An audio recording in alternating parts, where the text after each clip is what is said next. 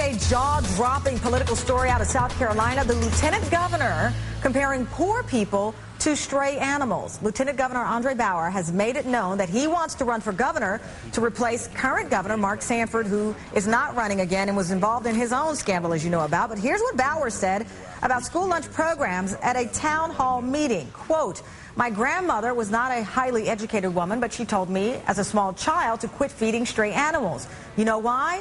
Because they breed. You're facilitating the problem if you give an animal or a person ample food supply. They will reproduce, especially ones that don't think too much further than that. And so what you've got to do is you've got to curtail that type of behavior. They don't know any better." Bauer has now said he did not regret his comments, but, quote, "maybe the stray animal was not the best metaphor." Leora Chapman, state government reporter with the state newspaper, joins me now. Thanks for joining me. Thank you.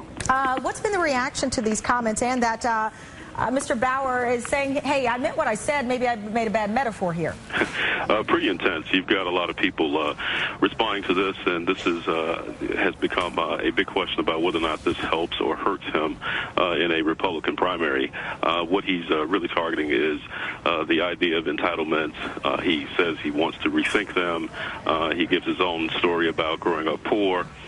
Those things play well, I think, with a lot of the Republican base in the state. So the question is it going to hurt him or is it going to help him?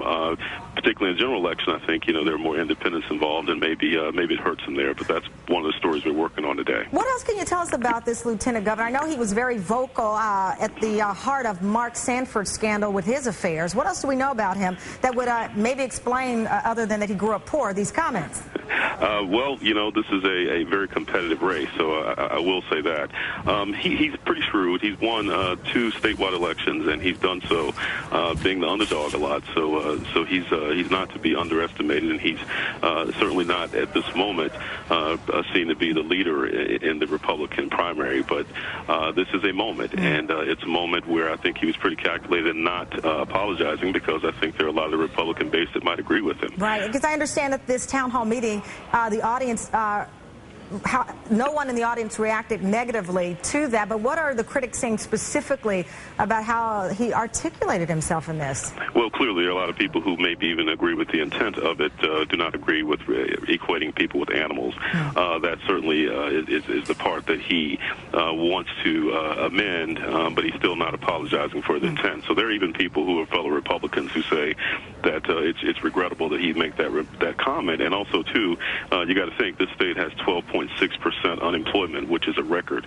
So there are a lot more people who are asking for government help today than there would have been 5 years ago. So the lieutenant governor is running a little risk there, because I think he may be offending more people today than he would have been when the economy is good. Right. It is incredible. I mean, in other parts of the country, you say something like this, your career probably might be over.